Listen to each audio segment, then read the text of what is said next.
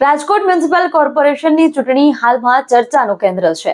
જૂની અને નવી મતદાર યાદી વચ્ચે ગડમથલ હોવાથી ચૂંટણી વહેલી લેવી કે મોડી, તેને લઈ મુખ્ય સવાલ ઊભો થયો છે. નમસ્કાર, પ્રાઇમ ડેબ્યુમાં આપનું સ્વાગત છે.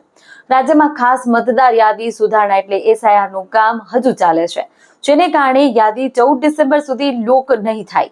તેની અંતિમ પ્રસિદ્ધિ જાન્યુઆરી અંત સુધી થવાની શક્યતા છે, જ્યારે ધોરણ 10 અને 12 ની પરીક્ષા 26 ફેબ્રુઆરીથી શરૂ થતી હોવાથી ચૂંટણી આ સમયગાળા દરમિયાન શક્ય નથી. રાજકોટ સહિત 7 જૂની મહાનગરપાલિકાની મુદ્દત ફેબ્રુઆરી-માર્ચ 2026માં પૂરી થાય છે. એટલા માટે જૂની મતદાર યાદી મુજબ ફેબ્રુઆરીમાં ચૂંટણી યોજી દેવાનો વિકલ્પ મજબૂત છે. પરંતુ SIR પૂર્ણ થયા બાદ નવી યાદી વાપરવાની ફરજ પડે તો ચૂંટણી 1 કે 2 મહિના પાછળ ધકેલવી મે અથવા તો જૂન 2026 સુધી ખસી શકે છે. 27% OBC રિઝર્વેશન, નવા વોર્ડ વિભાજન અને બેઠકોના વધારાને કારણે પ્રક્રિયા વધુ લાંબી બની શકે છે. તેથી અધિકૃત જાહેરાત ન આવી છતાં ચૂંટણી મોડી પડવાની સંભાવના વધુ મજબૂત બની રહી છે.